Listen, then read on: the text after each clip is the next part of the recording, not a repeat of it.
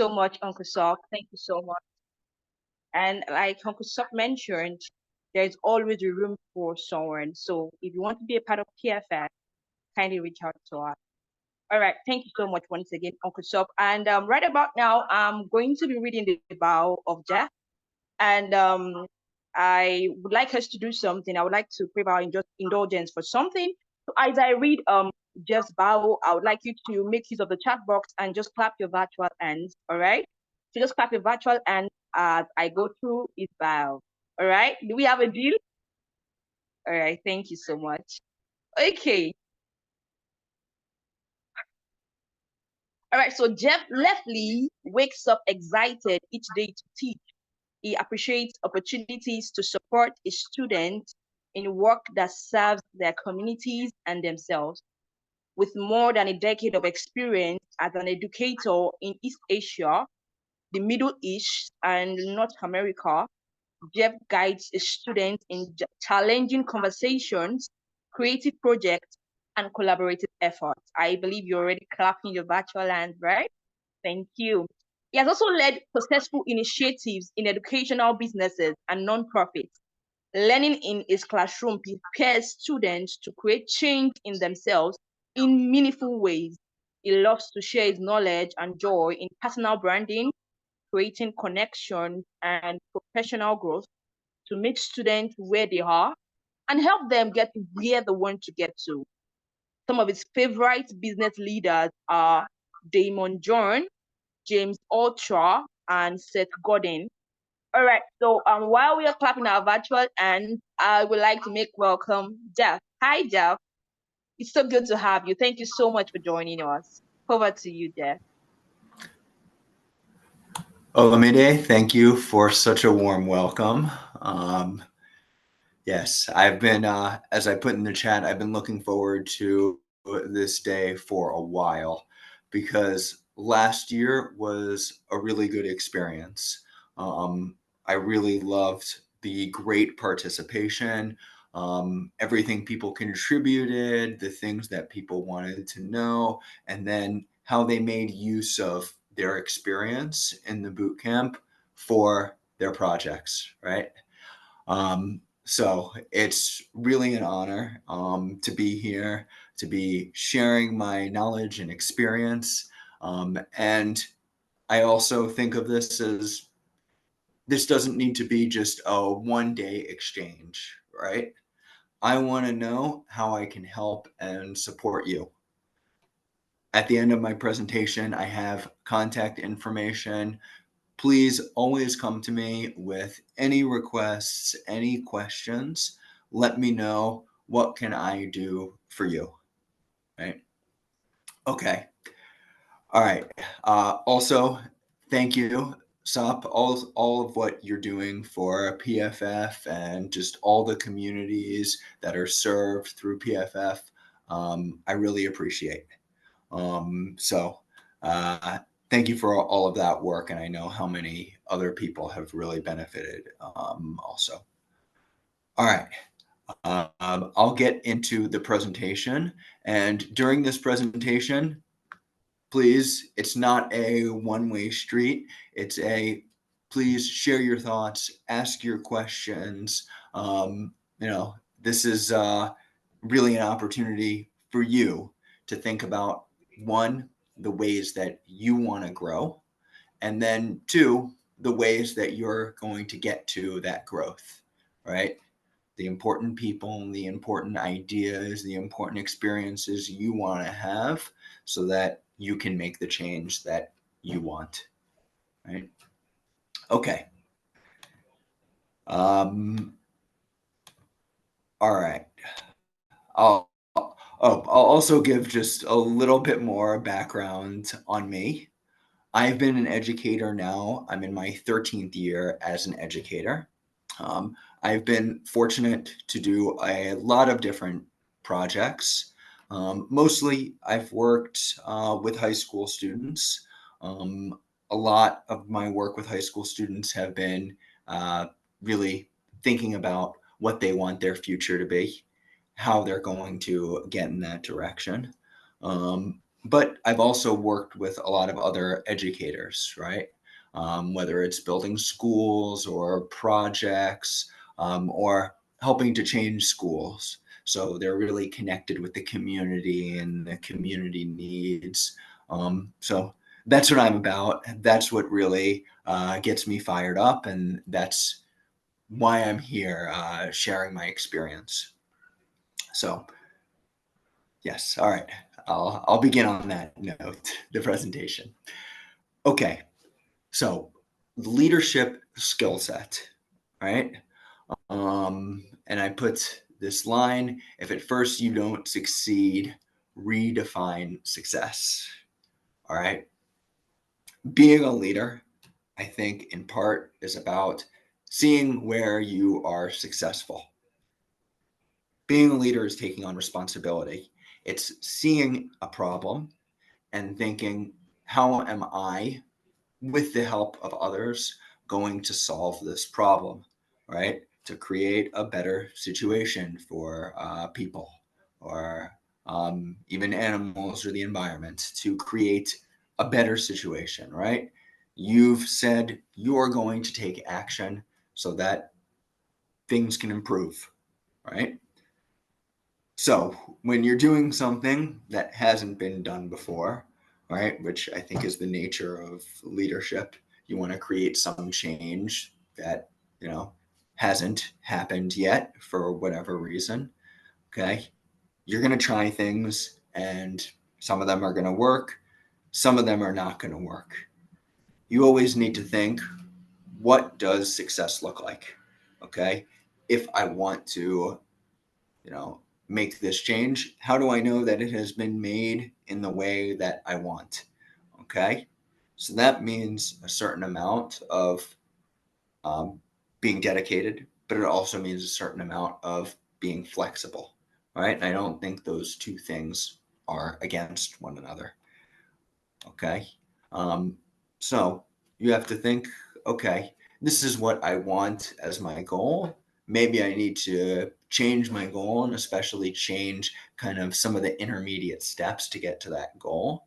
But always, what does success look like? And what do I need to do to achieve that success? Okay. On that note, to start off with, I think part of what is important for leaders is to understand a problem. I think that really is the first step, right? What's something that's not right that needs to be changed, right? So, on that note, I want to hear from everybody one thing that they view as just a problem that they feel, okay, I have the motivation, I have the ability, I really want to see this solved. I want to be part of this solution, right? So I'll give an example, right? One thing that I always see in education is that students are bored with their education, right?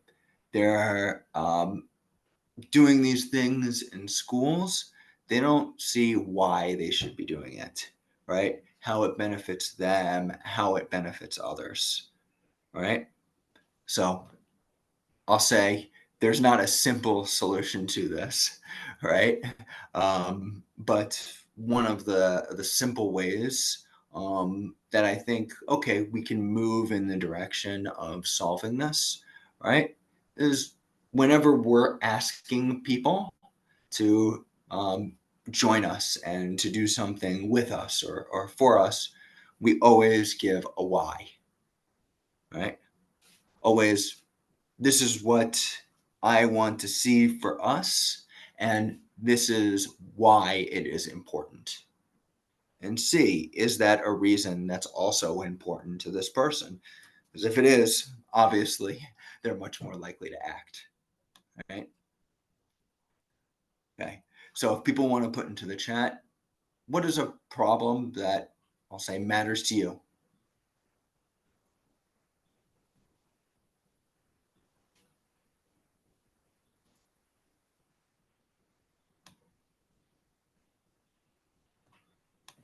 So if people want to share in the chat, or you can come on the mic also and share.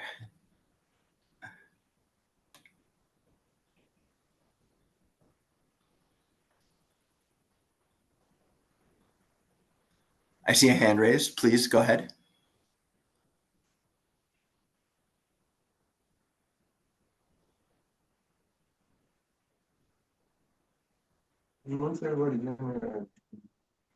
All right. Good evening, sir.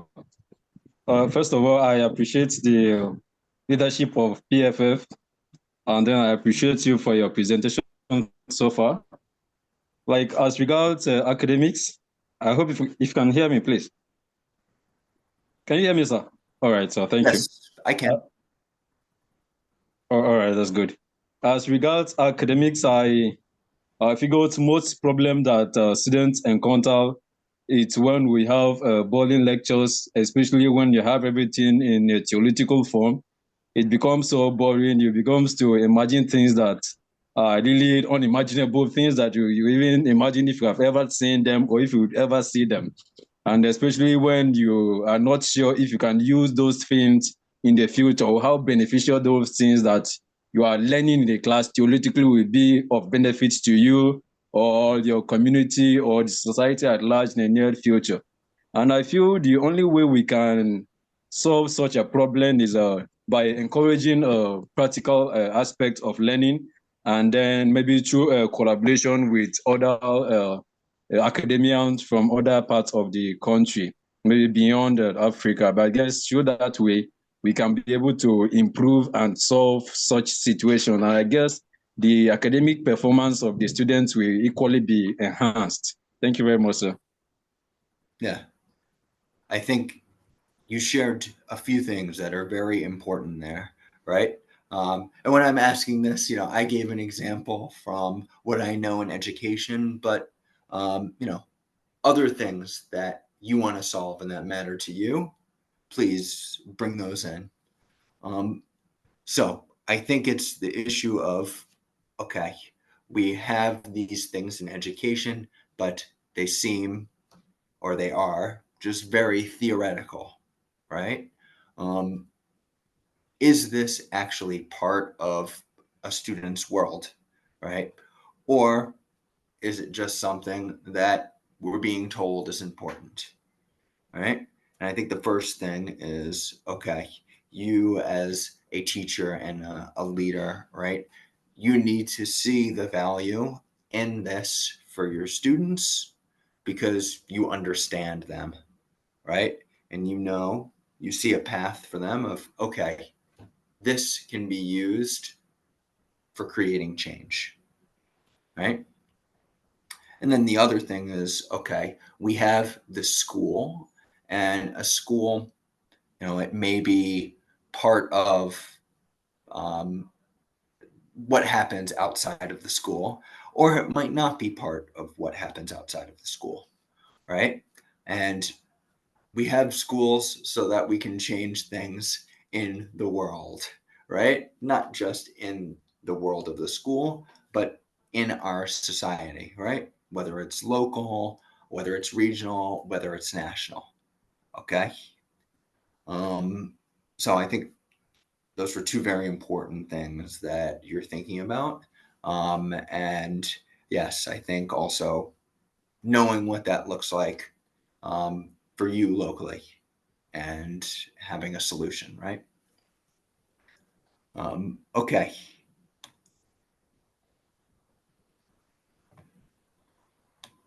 All right.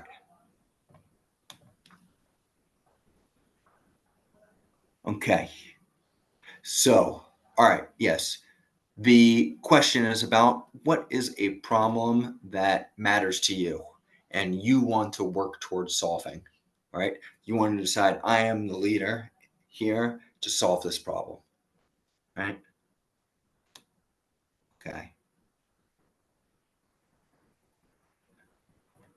Right. So the things that we're learning not really being applied, right, to our lives. Okay. Issues with poverty, political and economic issues, right? Military unrest. Okay. So what is in our control within those to either solve them or do what we can, right? Always very important. Yeah.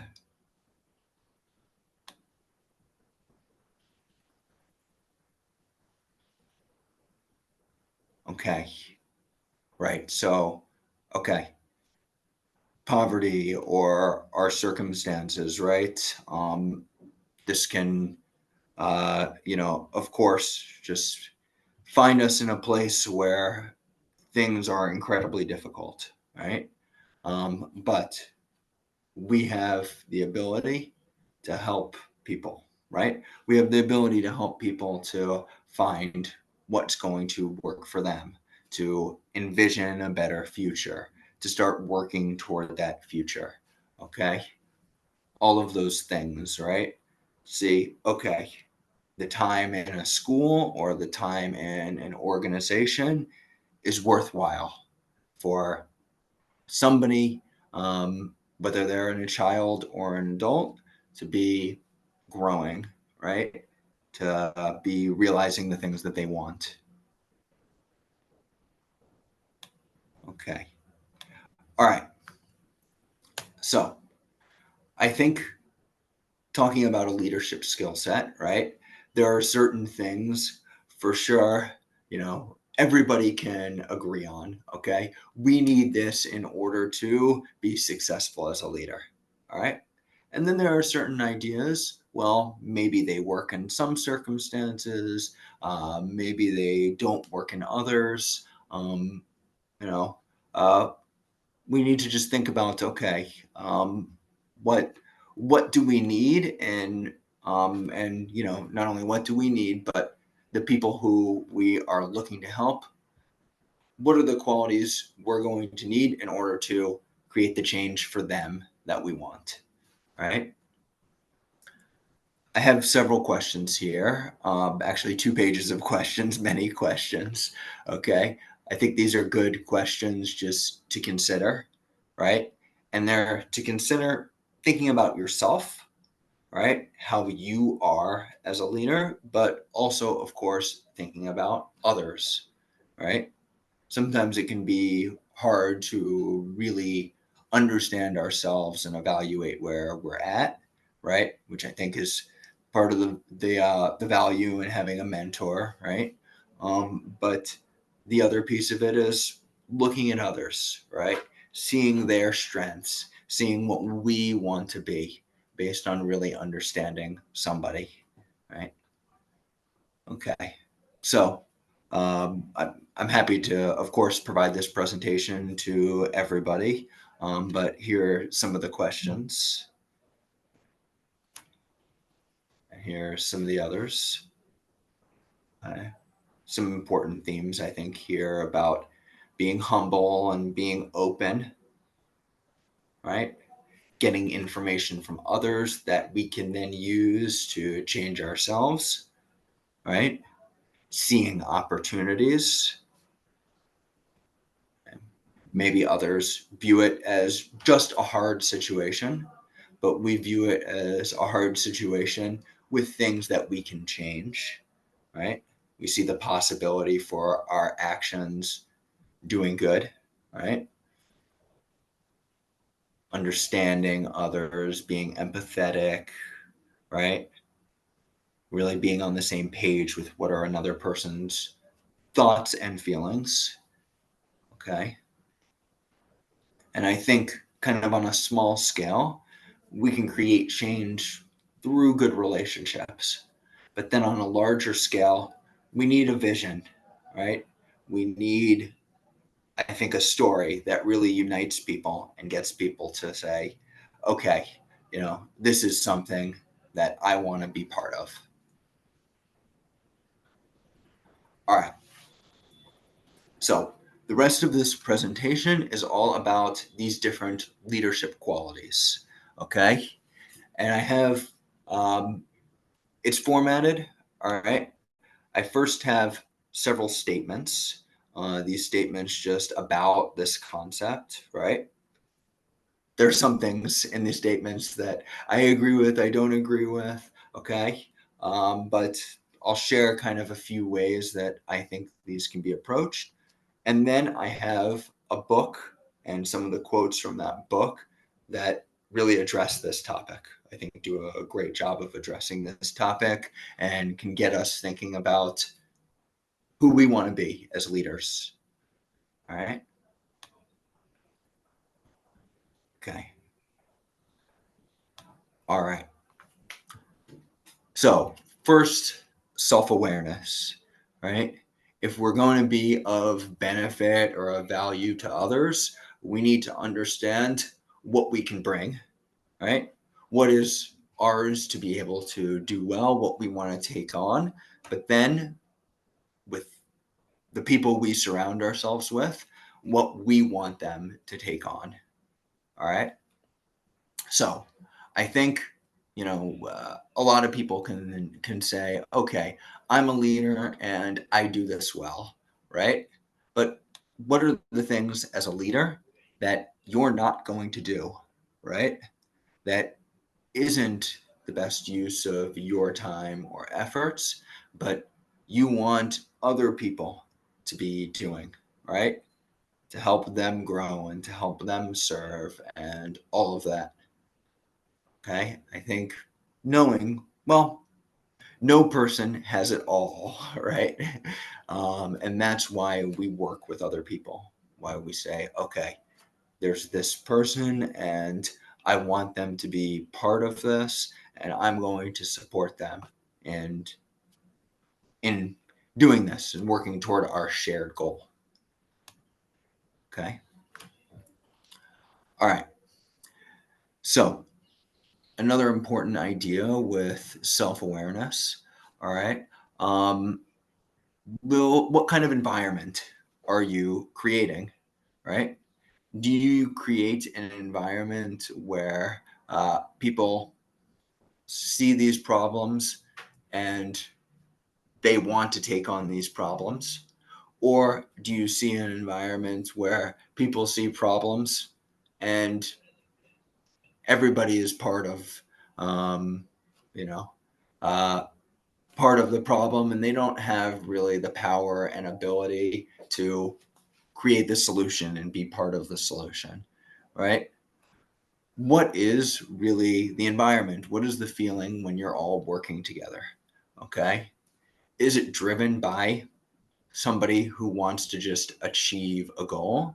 Or is it somebody who wants to achieve a goal and it's a purpose and it's a purpose that matters to the people who they're helping and it's a purpose that matters to everybody on the team? Okay.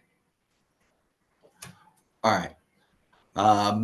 Always, how do you get things done? It's because you've built trust, right? I don't think trust is something that is ever just given, right? It needs to be earned. You need to show that you're a person who does what you say, right? That you've committed to something and you're making the best effort that you can to do that with everything that you have, right?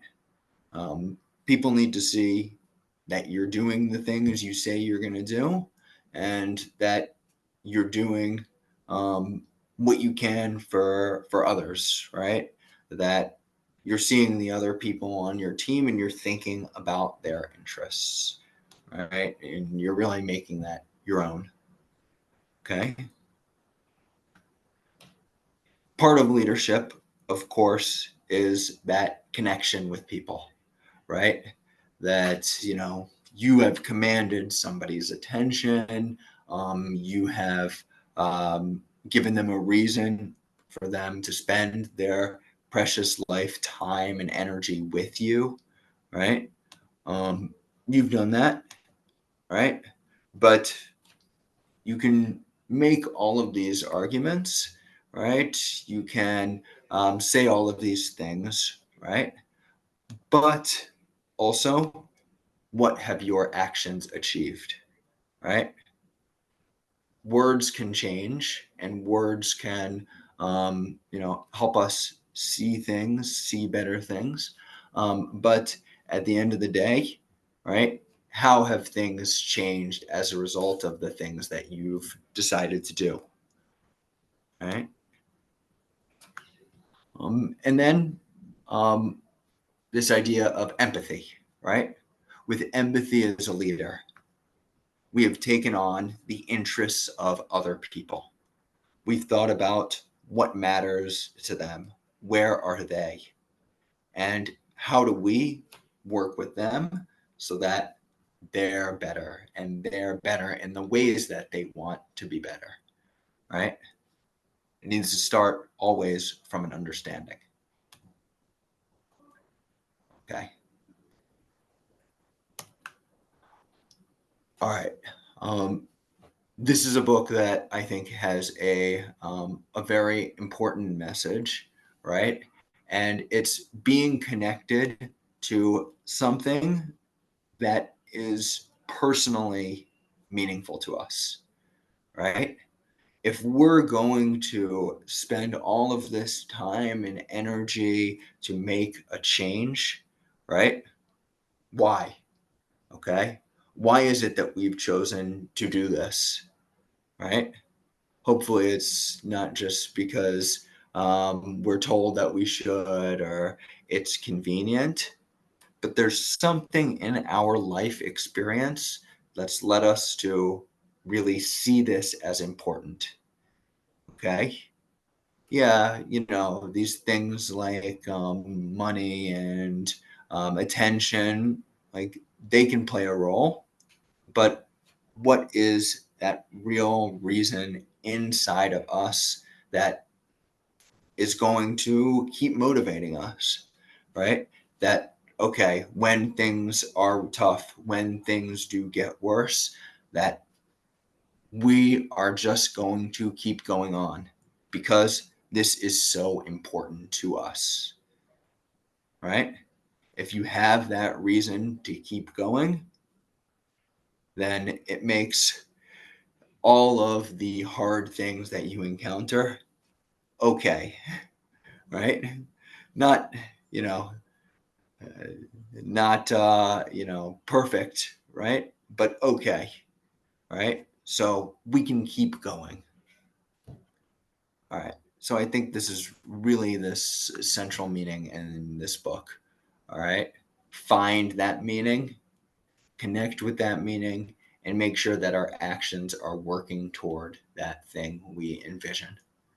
Okay. Things will be beyond your control. You'll have situations that you didn't see coming and that are very unfortunate, right?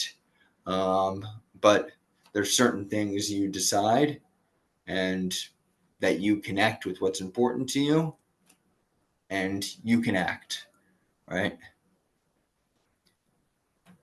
All right. So we'll move from self-awareness to change. Um, I'm not sure how long exactly the presentation part of today is, but I want there to be a lot of time after the presentation part for questions. I'm not sure how many of these I'll go through, but there are 10 of them in the presentation, and I know that going through 10 of them is not going to happen. But okay, the second one.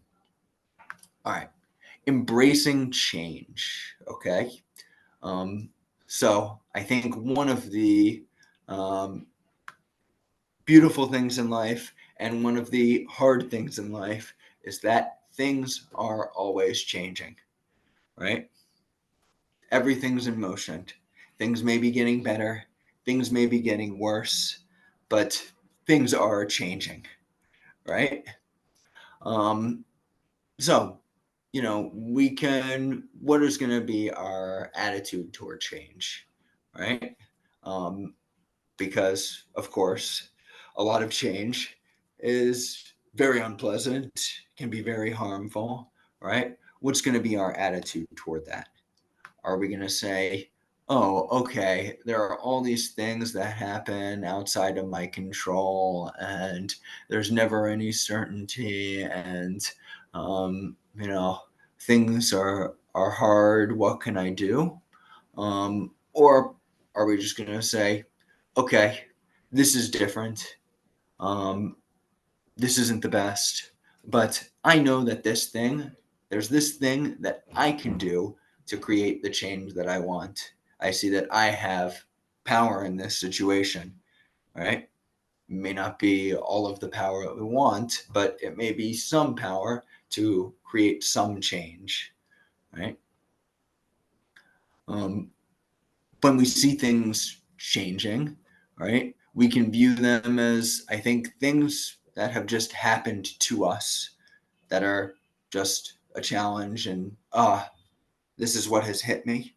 Or we can say, oh, okay, this is something that I've faced that has hit me, and great, because I have this challenge, and this challenge is an opportunity, and I'm going to use this to create change, right? This is actually this hard or this unfortunate thing, something that happened actually for me. It's something that I can actually use to create something that's better, right? Something that's a loss, something that's painful, something that's just terrible, and something that's traumatic. We can say, well, this happened, this is life, and we have to keep on. We have to keep on going. We have to move forward. We have to make a plan. And we have to ultimately use this for good, right? We can't say because this bad thing happened, we're going to go and, things don't really matter.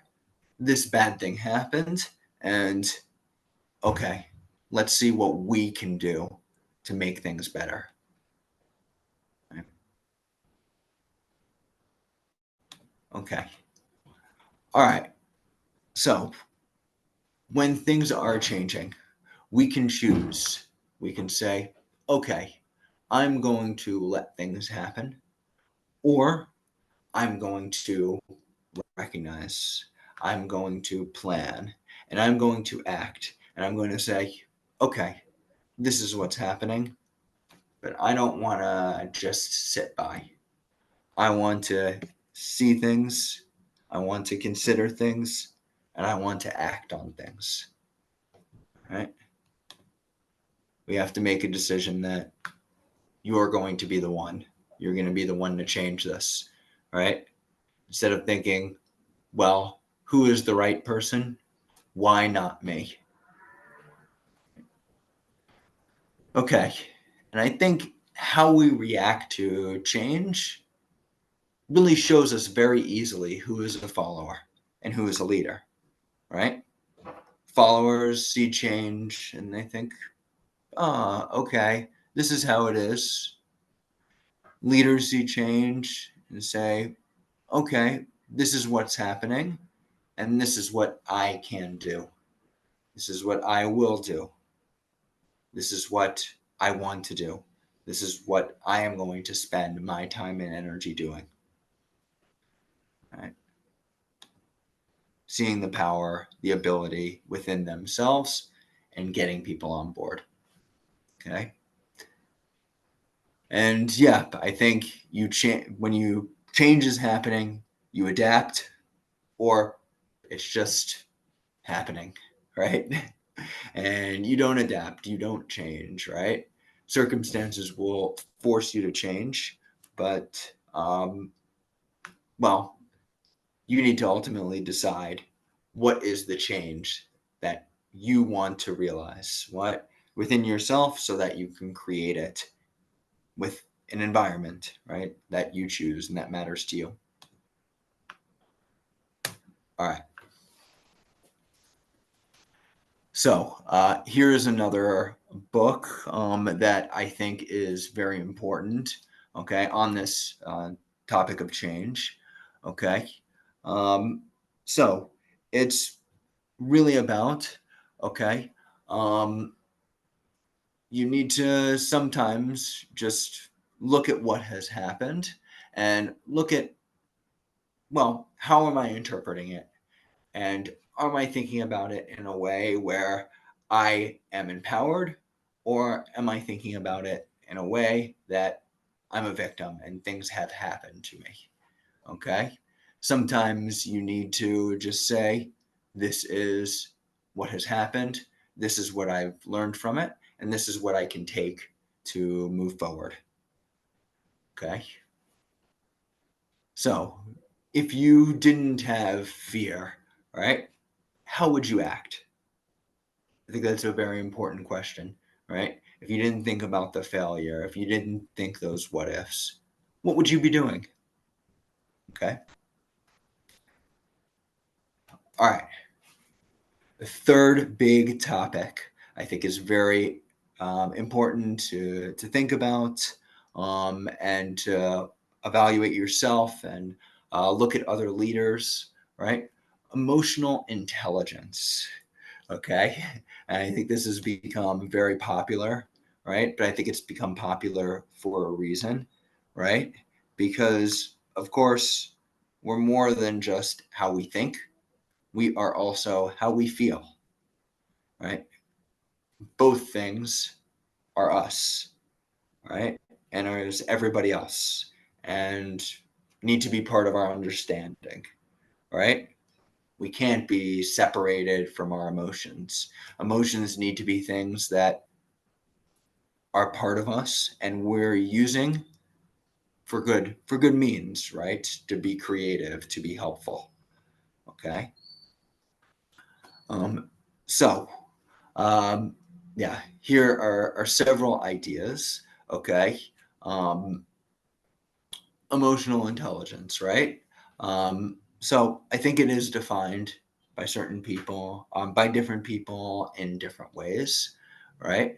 But emotional intelligence, of course, is understanding emotions within yourself and understanding emotions within others, and having emotions be something that are um, important information and important for decision making, and are not ignored, but you see the um, place for them, right? And the use of them. Okay. All right. So we can think, oh, okay, well, if we have more, or we put more focus on emotional intelligence, we're putting less focus on intellectual intelligence. But really, I think you can have skills and focus in both, right? And be having both for the way that you operate, the decisions you make, and what you, yeah, your actions, right? Okay. All right. I think here we have another book that I pulled from. Okay. And emotional intelligence, right? We shouldn't think about any types of intelligence as fixed, right? They can all be changed, they can all be developed, or they can all decay, right? Something that's not being used, well, where's it going? It's not growing, so it's really shrinking over time, right? Um, so what we need to do is, I think, have the awareness of, okay, this is what we are good at, right, emotionally, and this is what we need to do um, uh, in order to develop our emotional intelligence. Okay.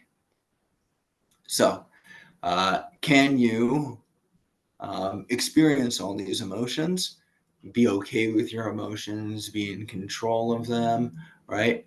And use them as information to help you make decisions and create change, right? Or, well, are your emotions really driving you, okay? And driving you in bad directions, okay?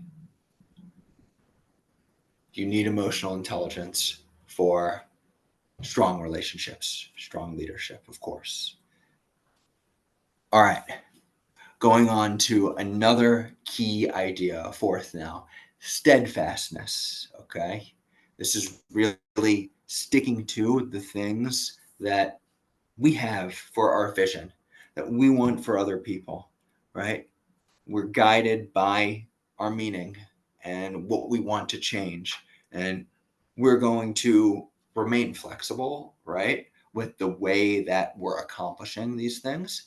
But we see this vision, we see our reason for working toward it, and we're going to do that, right?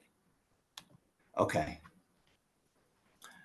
So, with this, right, we need to think about, I think, a few things. All right. One is being consistent. All right. And being consistent is not about we do the same thing over and over and over again, right? It's we are constantly taking action. All right. We're constantly thinking about what is the best way, right? We're constantly revising our approach, and we constantly have in mind that change that we're working toward. All right. So we need that consistency of, okay, we have that vision, other people know that vision, and we are leading people toward that, right? Okay. We always need also, I think, that faith, that optimism, that, okay, there's going to be a bunch of hard things that happen, right? Things are not going to go our way. Things can even just seem so terrible, right? But do we believe that we can get to a better place, right? Do we still have that vision of, okay, I mean, things look terrible now, but things are not always going to be terrible, right? We have a better idea about how things can be in mind, right? And we believe, right? If you don't believe in that vision, can you act consistently, right? And can you get others also to be acting consistently? Probably not, all right? So that I think is the role that optimism and faith plays, right? Because you really need that to get other people really on board. Okay. All right. So yes, I think we need to think about with this, with being steadfast. All right. When things are hard, well, where does our loyalty lie, right? Are you a person who is going to inspire loyalty, right? And it's loyalty, that people have trust in you, and it's loyalty that, okay, this vision still very much matters to everybody. All right. Okay. So I think if we think about the things that we're doing in life, it's always a series of decisions of, do I keep doing this or do I stop doing this, right? We always have at least some degree of decision-making power with that, okay? So it's not bad to quit something, right? We think, oh, okay, it's good to continue. It's always important to stick to things, and we shouldn't quit, right? And no, I don't think that's kind of the way to approach things, right? Because, okay, you can be really, you can have a vision, and that vision can still be very much important to you and very much part of your belief and very much where you want to put your time and energy.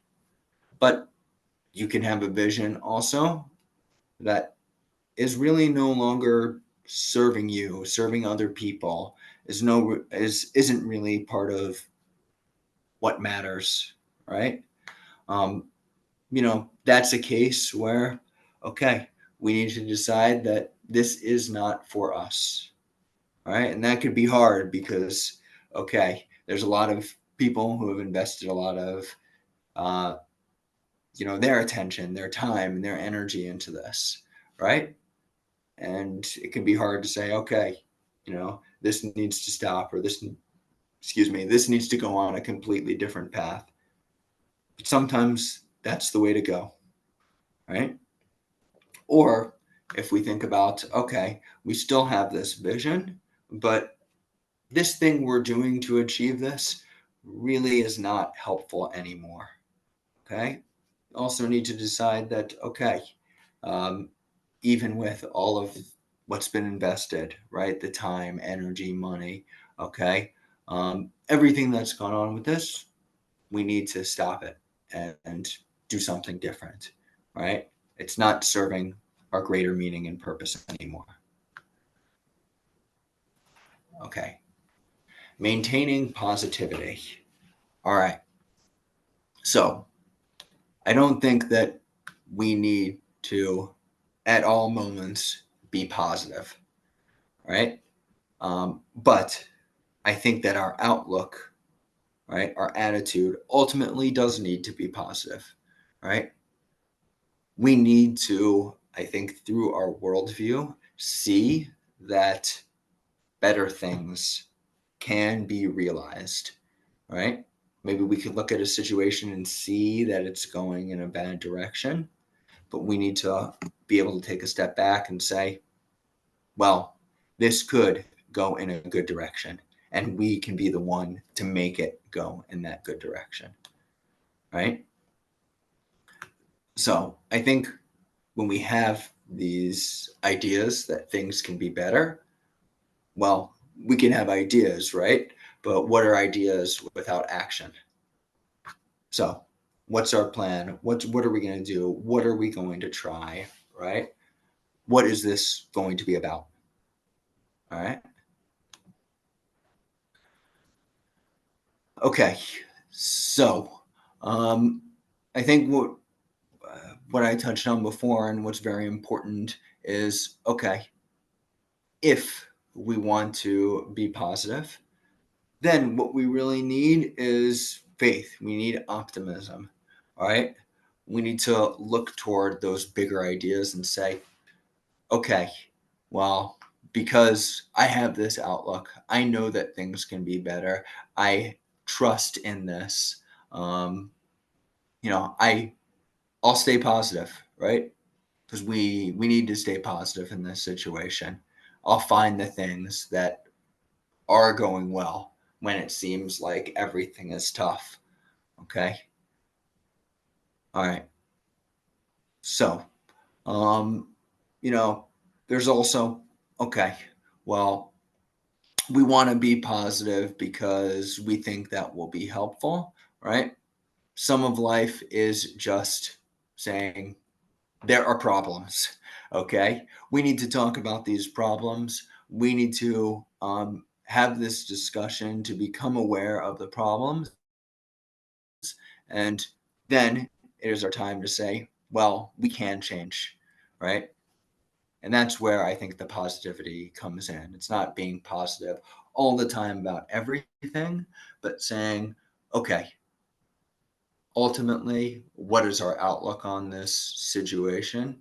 And our outlook is this can be changed, right? This can be brought in a good direction. Okay. All right. So we do need to just look at situations and acknowledge things are hard, right? There is a problem. There may have been a problem for days, months, years, decades, right? But okay, we can see hope, right?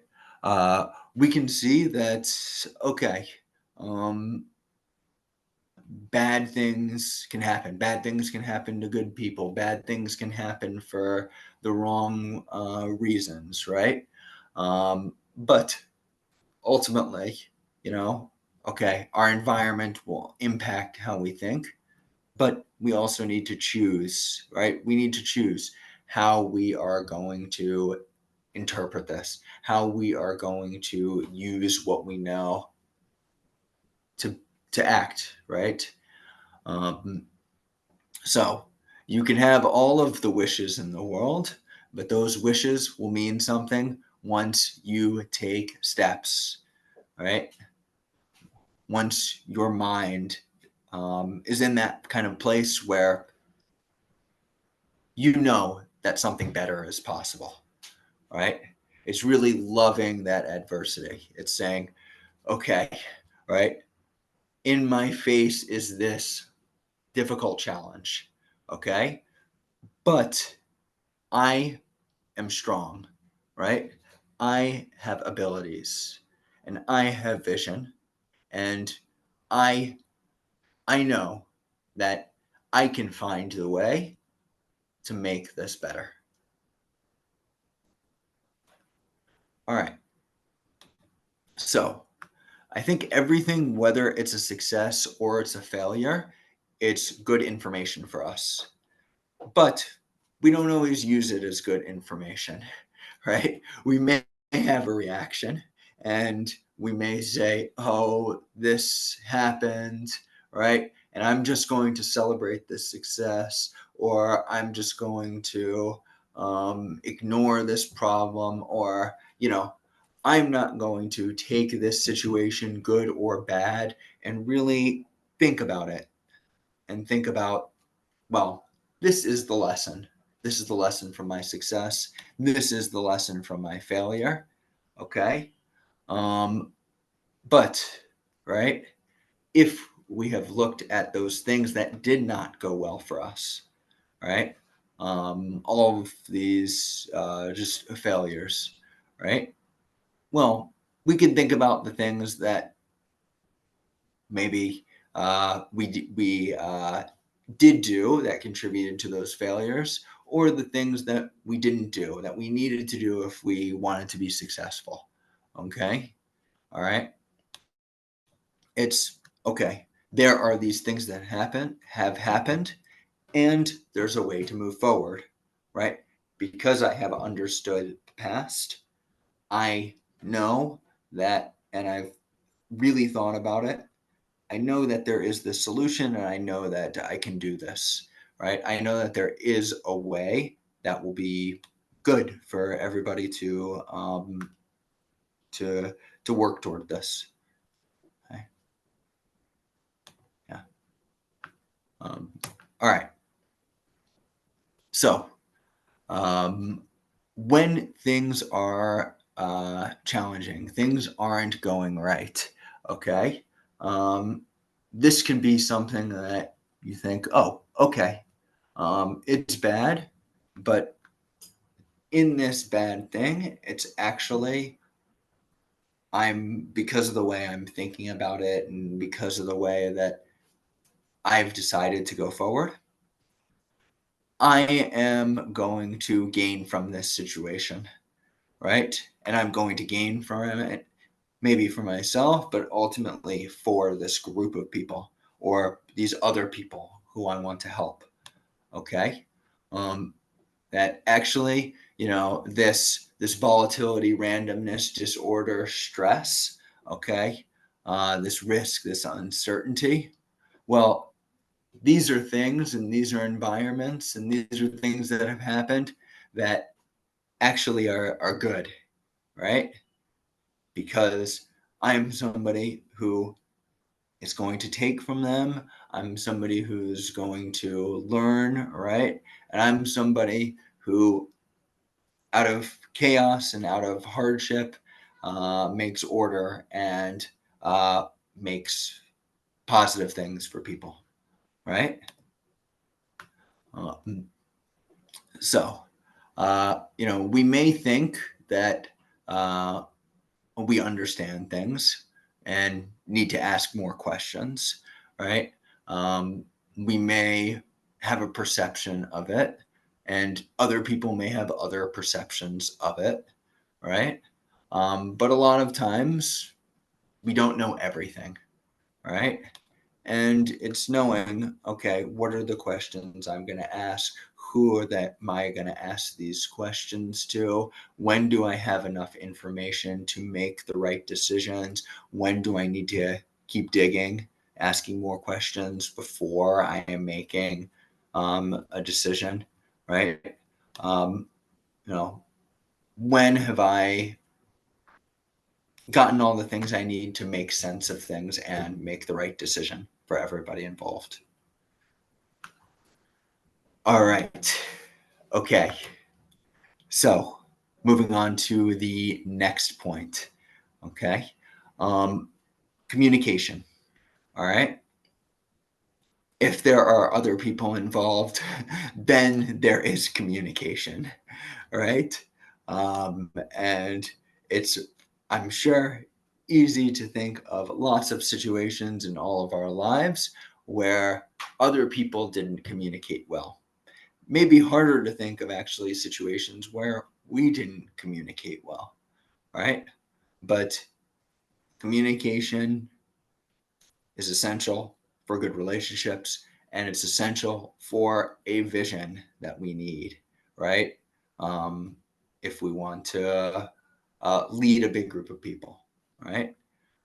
People need to know our vision, understand our vision, and believe in it, right? I think always we can, with our communication, it's the content of it, right? It's the way it's delivered. And it's also what we have used with the communication, right? Um, you know, a presentation that's delivered online and a presentation that's delivered in person, they have some differences, right? Certain things may work better online, certain things may work better in person, some things may be easier to understand online, some things easier to understand in person, right? All of this needs to be considered, right? Um, you know, Communication is about what is the information we're sharing and how is it interpreted, right? It's not only what do we think, it's what do the other people think, okay? And sometimes it's hard to figure this out, right? Sometimes it may be straightforward, but yeah, it can just be hard. And maybe people are giving us the information that we want or need. Maybe people are not giving us the information that we want or need. Okay. We may think with technological advances, communication is better. Not always true, right? We have all of these new technologies, right? It gives us more and supposedly better ways to communicate, but it doesn't mean that people are using these technologies effectively in order to communicate. Okay. So I think new technologies evolve and appear, and we need to learn how to use them for effective communication. And a lot of times it's hard to get right. Okay. And maybe just as people, we're not using them in the best ways. All right. Okay.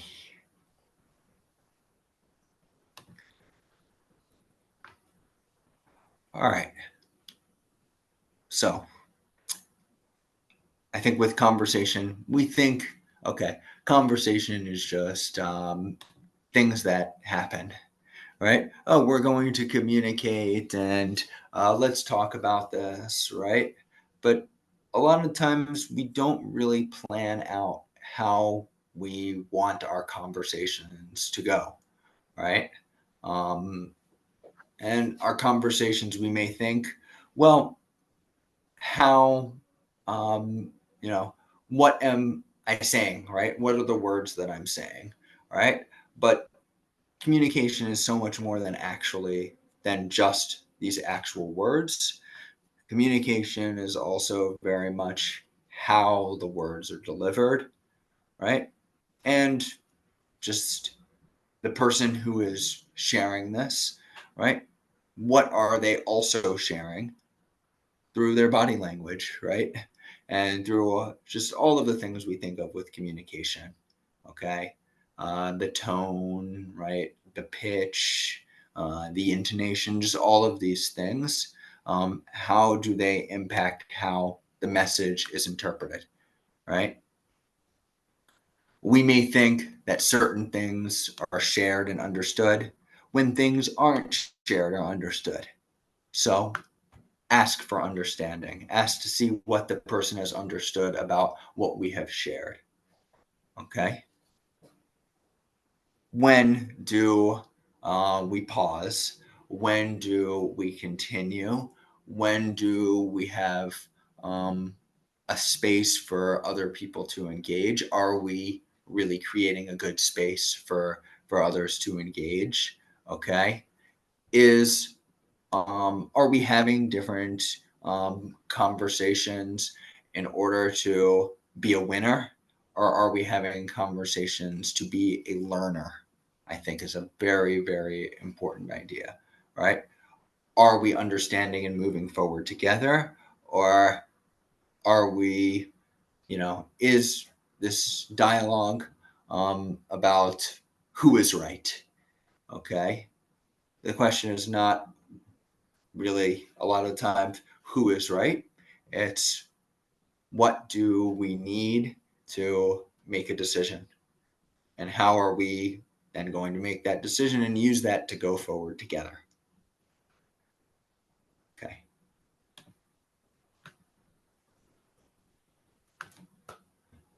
All right. Okay. Oh, also at this point, how much longer should I go on with the presentation? How much time should we have for questions?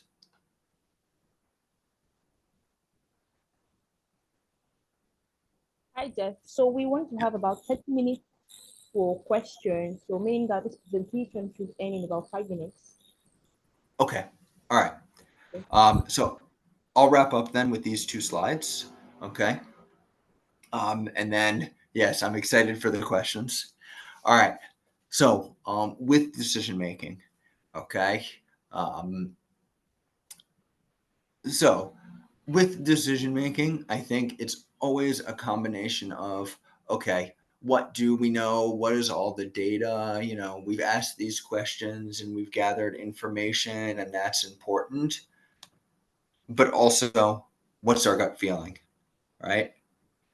There's probably a lot of information that we've taken in, but it's not the actual data, right? It's not what's on the spreadsheets. It's not things that we know and have been collected, okay? But it is very much important information, okay?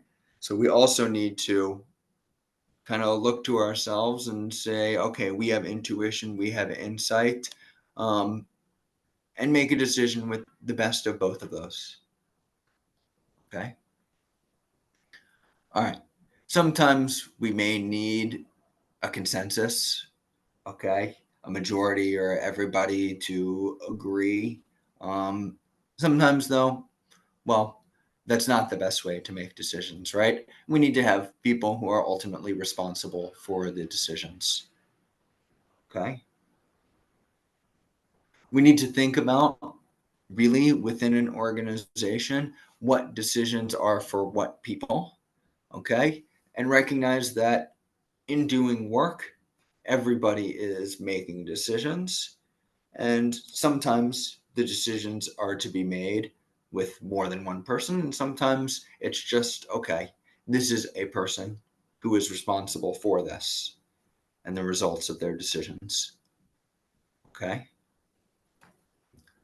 All right. We also need to just really be honest and open with ourselves. Have our decisions resulted in successes? Have they not? Why? what do we need to know in order to go forward, right? All of these kinds of things, all right?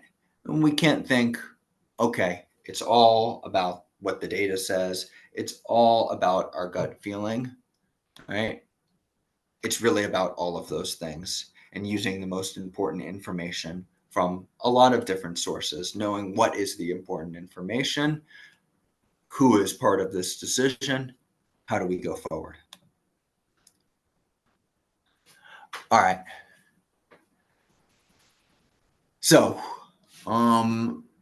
we always, with a decision, right, we want to be confident in our decision, right?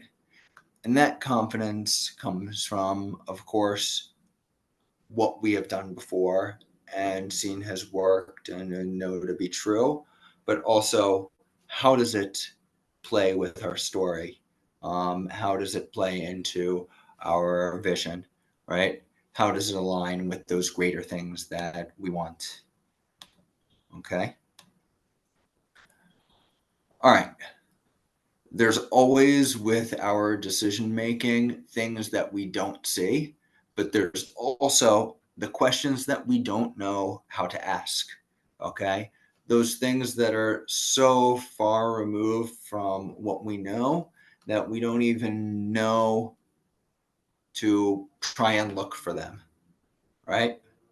This is where getting other people involved with decisions can be very important, right?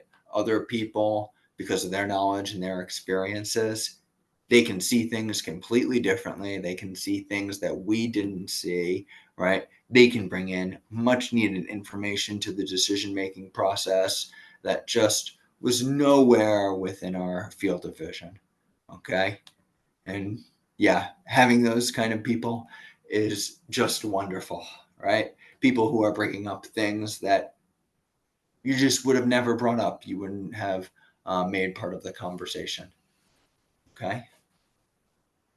All right. We need to always look at the problems that are in front of us and look at the problems that matter to us and think, what are things that are the same? What are things that have changed?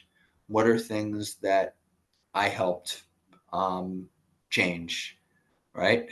How has the nature of these problems changed? What has changed about them, right? Yeah, okay. So people can, of course, be confident when they're right. They can be confident when they're wrong, okay? But really, we need other people, okay, to see the situation a lot of the time, right? People can see a situation that we're in, and because they're not part of it, or they're not part of it in the same way, they can just have this really accurate view that just would be very hard or impossible for us to have, right? So yes, decision making then in short is really about, okay, are we getting all the information that we need? Are we getting it from the right places? And are our decisions really aligned with the greater, bigger goal? Having taken into account what everybody needs in this situation. All right. Questions, please. Thank you very much, Jeff, for that wonderful session. Thank you so, so much. I learned quite a lot, yeah. And I can also see from the chat box that, well, it's been an insightful session. So right about now, we would like to have questions. And I would like to say that if you have any question, I can see one hand raised already. All right, I'm coming, but if you have any question, kindly make use of the chat box, or you can as well raise your virtual hands, okay? All right, thank you so much, Jeff. So if you check the chat box now, you see that Jeff just dropped his presentation, the link to his presentation. So you can always access his presentation through that link. All right, so if you have any question right about now, you can always raise your virtual hands, or you can make use of the chat box. So I'm going to be calling in Victor Adebuega to ask his question. Victor, you can kindly unmute your mic. Okay. All right. Thank you. I think I'm being heard. Yes, Yes. we can hear you. All right. Thank you very much for this section. I joined yesterday and I joined today, and it's been great. I just want to ask, I think, two questions with regards to what you said. First and foremost, I saw one of the slides said emails are outdated.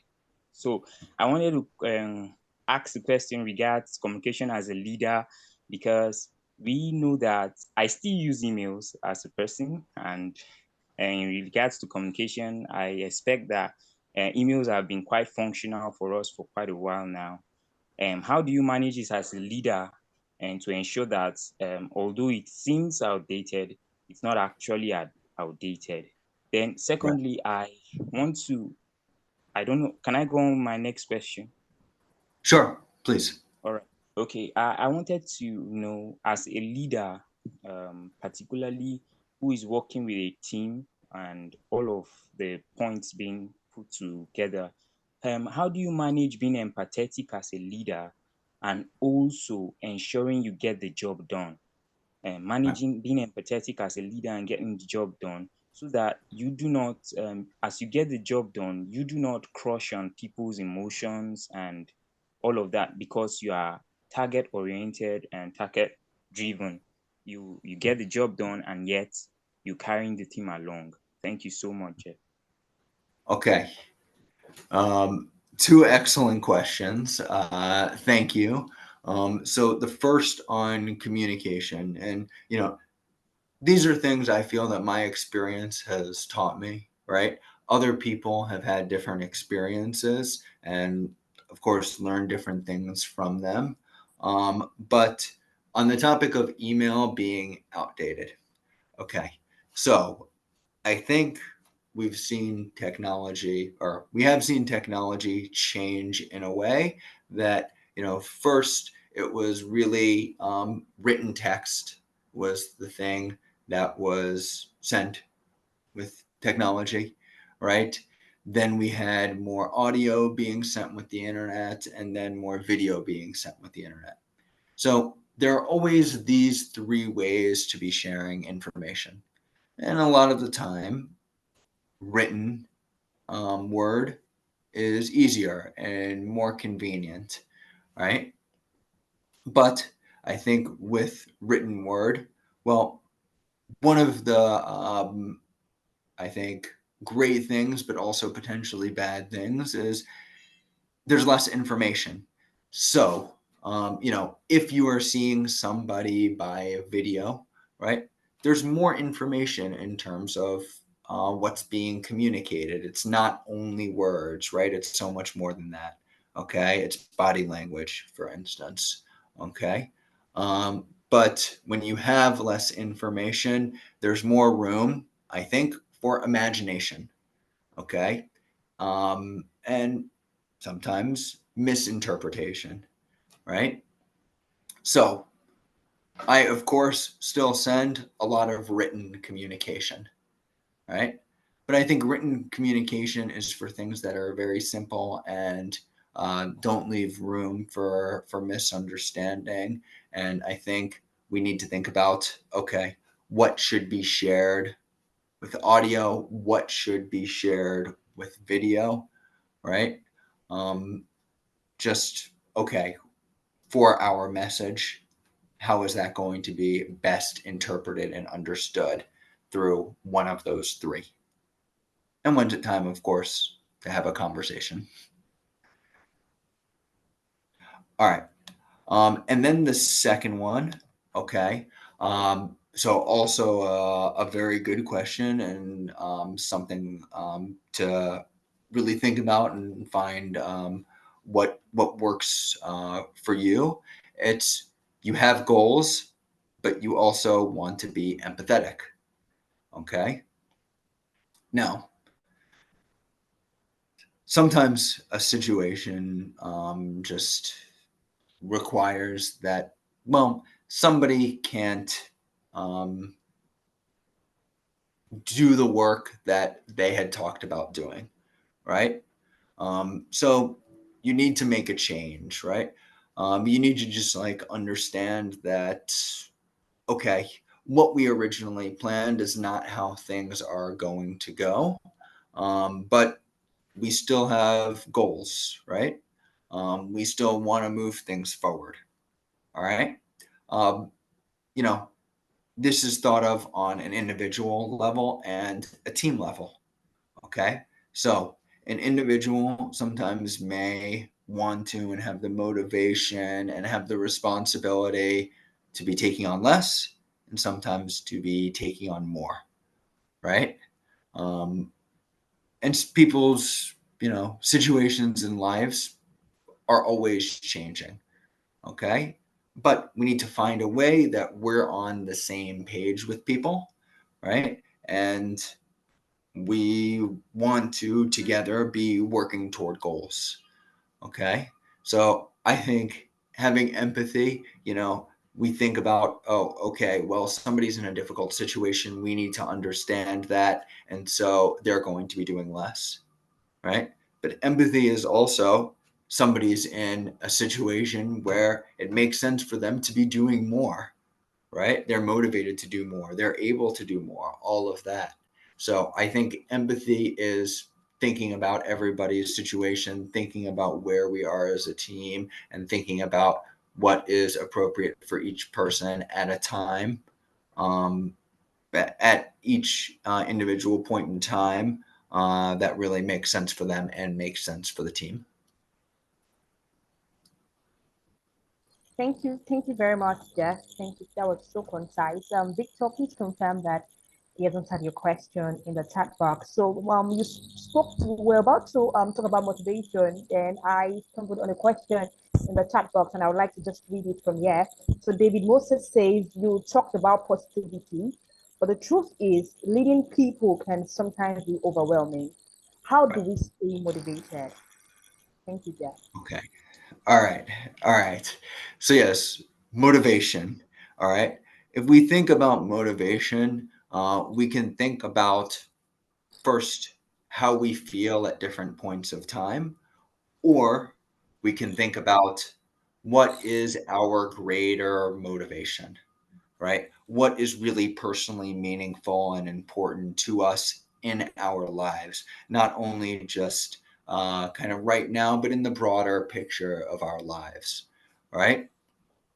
So sometimes we'll be in a place where we really want to do work. Sometimes we'll be in a place where we don't want to do work.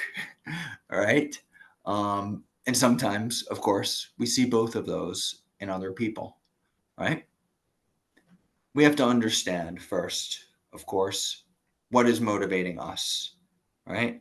By motivating in this case, I mean what is important to us in the greater picture and the longer term, right?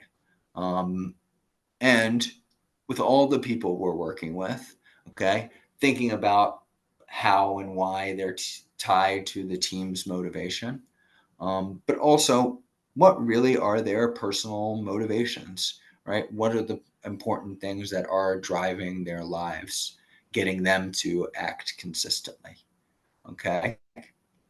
Whenever we are feeling overwhelmed, I think that's a very important time to be paying attention to how we're feeling, right?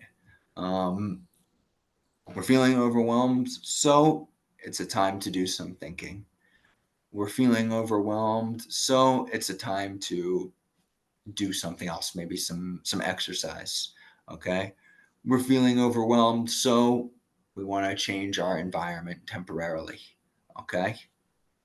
Pay attention to that. Make a change, right? And think about, okay, I want it to be different. This is how I want it to be different. And when's the right time to have this conversation with the other person? When's the right time to make this decision? Okay. How can I look at this differently? Or how can I look at this at a different time to gain a different perspective? So when we're feeling overwhelmed, that's the time to think, what can I do right now that's going to help this? And then longer term, what can I do? Think about how I'm going to move forward and form a plan for that and see how that goes. So that's my approach and what I found for me. Thank you so much, Jeff. That was spot on. We have another question. David, kindly confirm that Jeff answered your question in the chat box.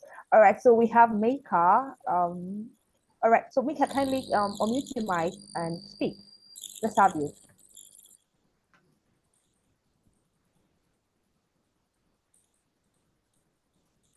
Hi, Maker, you can unmute your mic now and speak.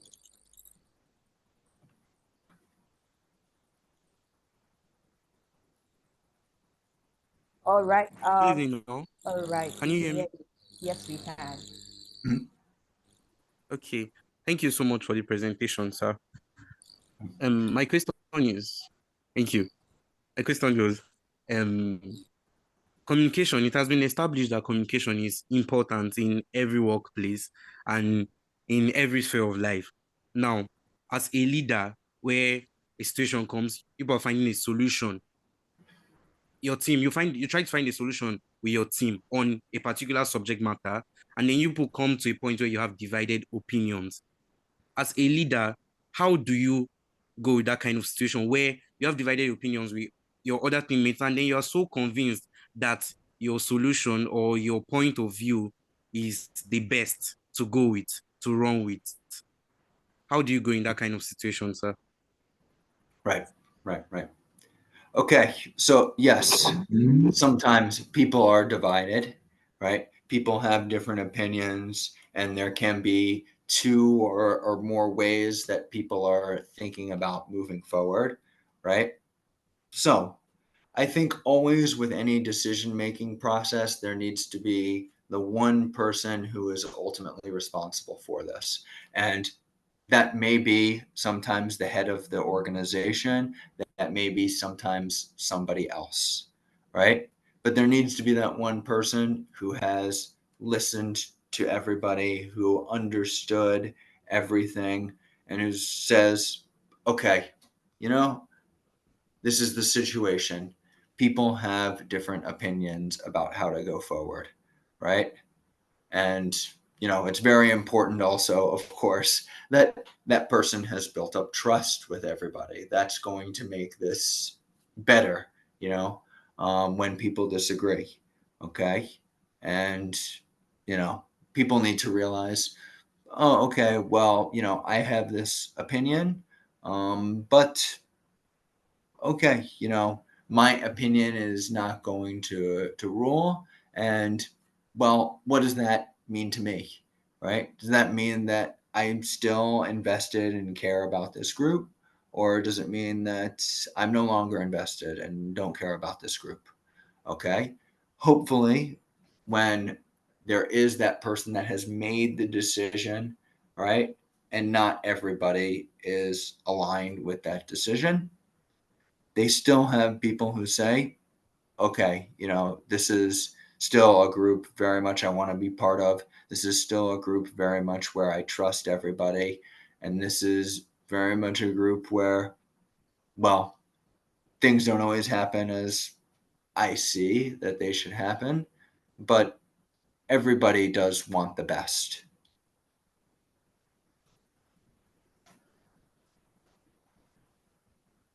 Thank you so much, Jeff. Thank you so much for a concise answer. Kindly confirm that Jeff attended to your question. We have another question in the chat box. All right, so Vincent says that he's really enjoying the session, and it says that you're saying a lot of tangible things which we can easily put into effect. He's saying now that the challenge that he may face is consistency. Although you mentioned that you will try reading the books that you recommended, however, how can we build a lifestyle of consistency as leaders? Okay, so how do we make consistency part of our life? All right. So I think that something isn't consistent until we've really done it every day for several months. Okay. Then it's something that has become part of us, really part of our identity, right? So to make a change, right, it's not going to be something that you've done a few days or a few weeks. Really, you need to think of it in terms of months, okay? And you know that it's consistent when it's just something that you automatically do, all right? You know, I have a certain time that I'm always going to check my email, and no matter what, I'm doing it at that time, right?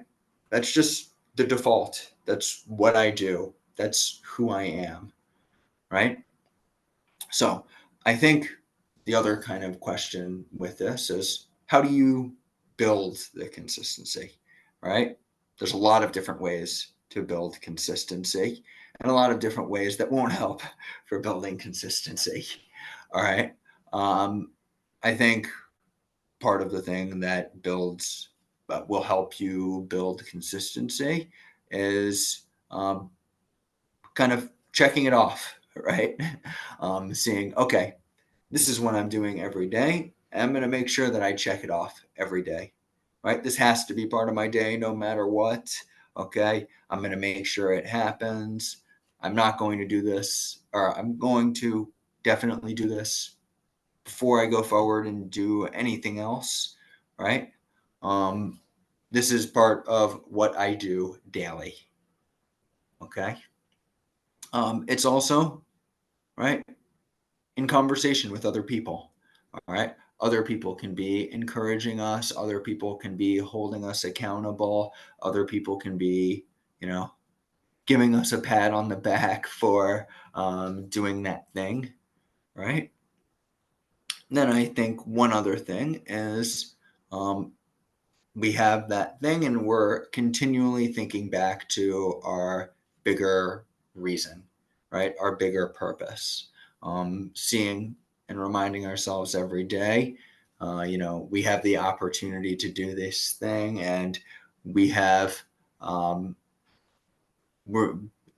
we have this thing to do that's our responsibility, and we have this thing to do that helps us move in the direction that we want. Okay. So really reminding ourselves of those reasons.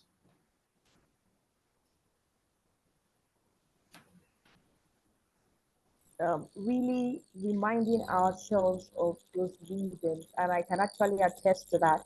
One thing I do is that I have a sticky note where I write why I do the things I do. So once I move in my room, I remember, okay, this is why I'm doing the thing I am doing. And another thing that can help with consistency is that you can pair what you're not consistent with what you're consistent with. So for example, I know that I probably would not want to go a day without eating. So I'll probably pair something I know I struggle to do with food. That way, it can also help with consistency. Thank you so much, Jeff. Thank you so much. So look out for why you do the things you do. What is your reason? Why did you start in the first place? And I believe that it will help with consistency. Thank you so much, Jeff. I would like to ask again, does any other person have any question? If you have any question, now is the time to ask your question. It could be anything around leadership. It might not necessarily be on what Jeff presented on. All right. So Jeff is here to attend to every of your questions. And I really want you to maximize this opportunity. We have about 5 minutes, 10 minutes, 5 to 10 minutes for this session. So if you have any other question, could be from day one or day two, just go ahead and ask your question. You can raise your hand or make use of the chat box. Thank you so much for this presentation. You're welcome, Jethro. Okay. Jeff also just dropped his email address, his number, and his LinkedIn. You can also connect with him on LinkedIn. If peradventure you have any question after now, never can tell, the question might pop up after now.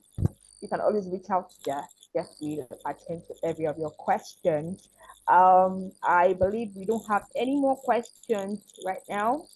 I'm going to do a countdown. 5, 4, 3, going 2, 1. All right. Oh, really? I have to do the countdown. All right, it's fine. I understand. All right, so Danat, would like to have you. Danat, kindly unmute your mic.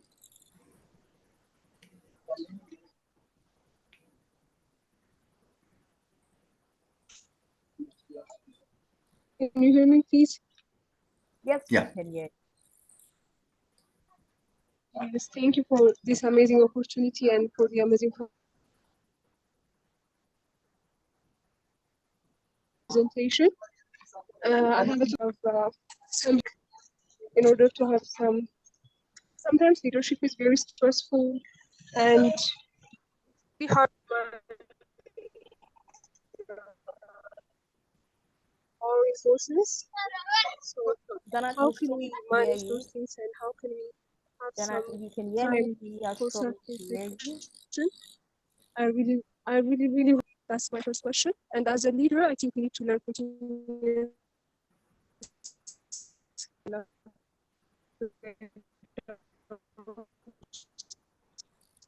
Danat, can you hear me? Um, looks like network is not so favorable at your hand. Can you kindly make use of the chat box so that we can get every of your questions, please? Danat, if you can hear me, we are struggling to hear you. Can you kindly make use of the chat box? Thank you, Danat. I'll type that also in the chat box. Danat, kindly make use of the chat box. All right. I would like to take in. Okay, Mike, you asked a question before. All right, no problem. Kindly unmute your mic.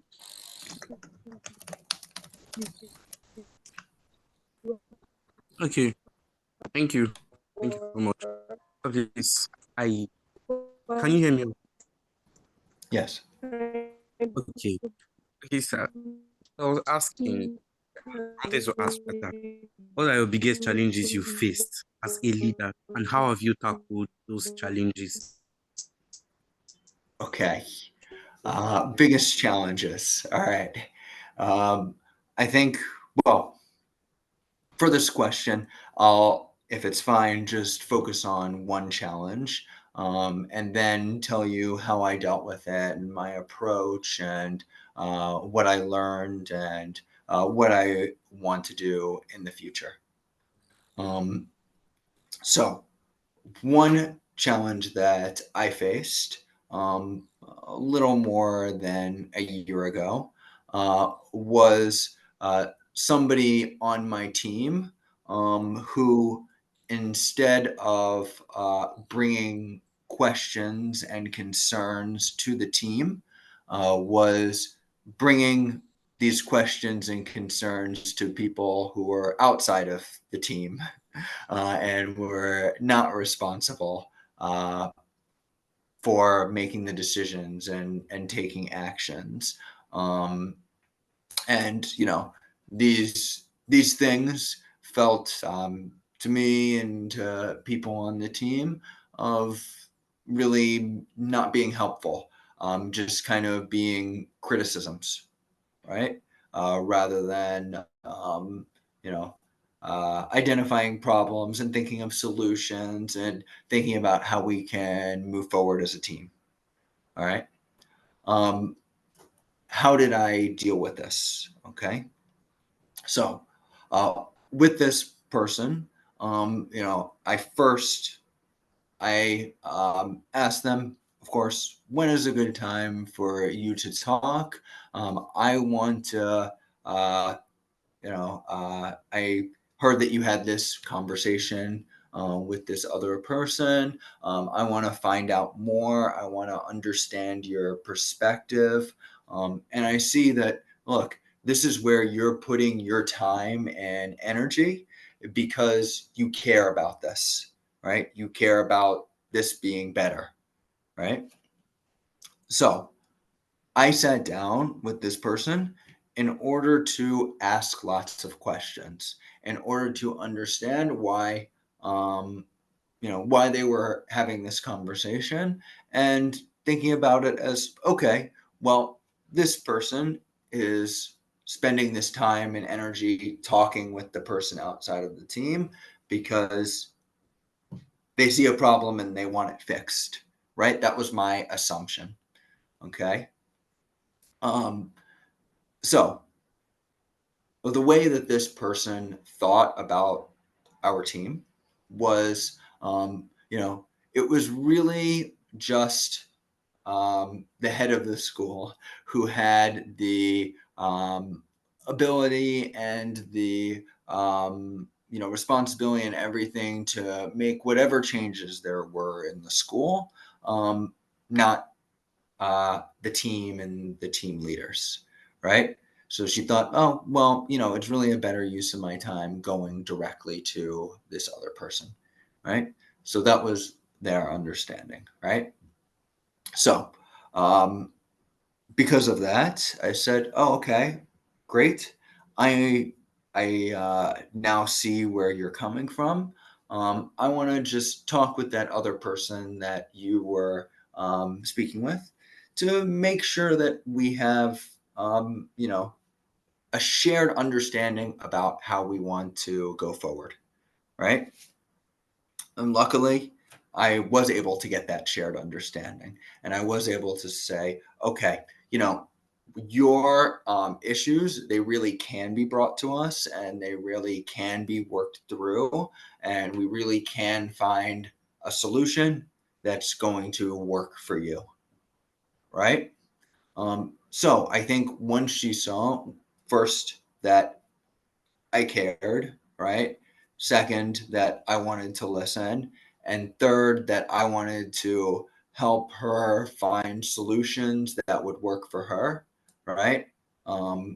That was, motivation for her to then have these conversations with us. So I think, generally, I mean, it worked, right? But generally, I think it was she saw I'm open, I'm thinking about what matters for her, and I want, to be part of solving things that matter to her, right? And I want everybody to be on the same page, right? So something I think that I could have done differently in that situation. I think when you start something new, you need to have shared expectations, right?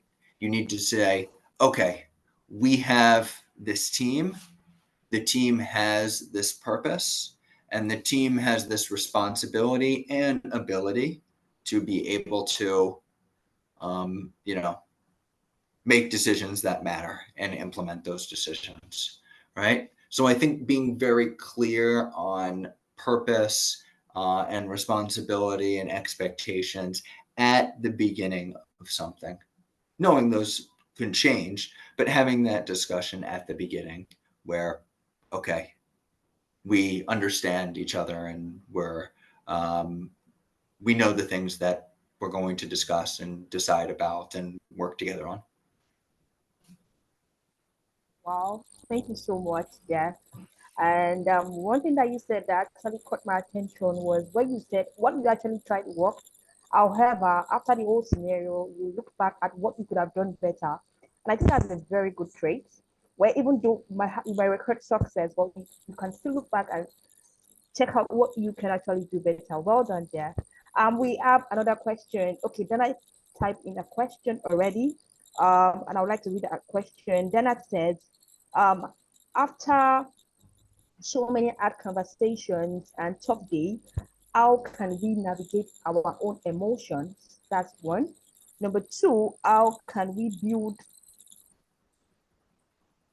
how can we continue to learn and add value?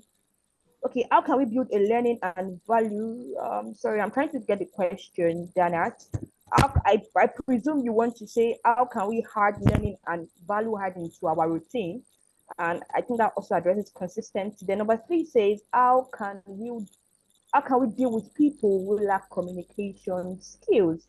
So Janet has asked three questions, and we don't have so much time, but let's see what we can do. Jeff, over to you. Okay. All right. So first, the question about emotions. Okay. So first, I think, all right, the thing with emotions is we feel different emotions, positive and negative. The first thing is just the awareness, right? It's completely okay when we feel positive emotions and when we feel negative emotions, okay? But we need to think about when we're more and less emotional, when is the time to take action? When is the time to communicate? When is the time to make decisions? Okay. Sometimes there is a time that works for us to be doing these things, and sometimes it just is not going to go well for us, right? Of course, you can never control how other people are going to act or how they're going to react, right? But you can control that in yourself, right? So I think it's about finding the right timing, being aware, and seeing what works for you and the other person. Okay. All right. So I think an attitude of always learning is so important. Okay. And understanding our skills, what we're good at, where we can contribute, these are very important things, right? To be able to do good work. Okay. So thinking about not only what we know, but what we want to know, right? I think that's kind of the basic framework. And that's about just different situations with what's happening. And that's about just the broader who we are as professionals and as people, right? Okay. The other question about if we believe that somebody is not a good communicator, right? And I think if you are a leader, the way you approach that is you're helping them to identify areas where they are not good in communication, right? That they see that, right? And you are helping them decide, okay, I am going to work on this. All right. So, what do you do in the meantime where they're not a good communicator, but you want to work on them with something, right? Well, you need to create a space where they can communicate, right? Where they can use what, nobody in terms of their communication ability, I think, is a 0. Nobody is a 100, right? Everybody is somewhere in the middle. So people do have skills and abilities, right? Help them use what they do have to communicate what they need. To help them use what they do have to communicate what they need. So somebody has something. No one is void of anything. Thank you so much, Jeff. We'll not be able to take any more questions. If you have any other question, you can always reach Jeff. Jeff has dropped his contact information. You can reach him via WhatsApp. You can send an email to him, and you can also connect with Jeff on LinkedIn. Thank you so much, Jeff. I really enjoyed this session. It was really nice and insightful and really engaging and practical too. Thank you so much, Jeff. I also want to say thank you to you all for joining in and for participating in the day 3 of the International Leadership Bootcamp. Wow. Day 1, day 2, day 3. Mind blowing. And trust me, you don't want to miss tomorrow's session. And tomorrow's topic is case studies of resilient leaders. Trust me, you don't want to miss that. All right. And we'll be having Mr. Chris Wilson as our presenter for tomorrow. Remember that attendance is very much compulsory. All right. You have to attend all of the sessions. All right. Ensure that you attend all of the sessions for you to be able to all right, thank you so much. For you to have access to the fund. All right, very quickly before we go, I would like to invite Uncle Shop. Uncle Shop, please, do you have anything to say? Thank you. Thank you so much. Uncle Shop. Yes, I do like have something to say. And I want to first of all thank Jeff for a very wonderful presentation, as always. It's always good to hear from you, Jeff. And thank you for always showing up. So thank you also, Olamide, for a very wonderful presentation. I appreciate you as always. You're a wonderful person. I would say that for tomorrow's session, we're inviting Chris. Chris is an entrepreneur, a business person, and he's someone that many of us will want to pay attention to when he comes on tomorrow. And I want you to be present tomorrow because of you will be learning a lot from Chris. Do not forget also that you will need to be here on Friday, tomorrow, and on Saturday especially again, because of on Saturday, we'll be learning how to write proposals. We'll be learning how to write proposals, and that is really important. Also learning how to set up leadership events in your area. So I'm specifically speaking about how important it is that we are here tomorrow because of what we'll be learning. You'll just not be talking about resilience, you'll be taking case studies. That is, you'll be looking at people who have been resilient before and how that affects you as a person. And on that note, I think that we can end the session for today and look forward to an exciting session tomorrow. All right. Thank you so much, Uncle Sop, for the information. Thank you so much for celebrating, Jeff. And I would also like to inform you or tell you that this is Jeff's third year as a facilitator for the International Leadership Bootcamp. I think this is worth celebrating. So if your hands are not busy, just clap your virtual hands in the chat box. Just celebrate him. It's been awesome. It's really been awesome. Thank you so much, Jeff, for always showing up year in, year out for the International Leadership Bootcamp. Thank you so much. Please celebrate Jeff for us. All right, and celebrate yourselves too. Celebrate yourselves for coming and for joining in. So tomorrow, join us same time, 5 p.m. Nigerian time, and ensure that you join as early as possible. Okay, you do not want to miss any part of tomorrow's session, and you do not want to miss any part of Saturday's session. All right, my name is Olamide Oladosu, and thank you so much for having me. Till we meet again tomorrow. Have a wonderful night rest or enjoy the rest of your day, depending on the time zone where you are. Bye.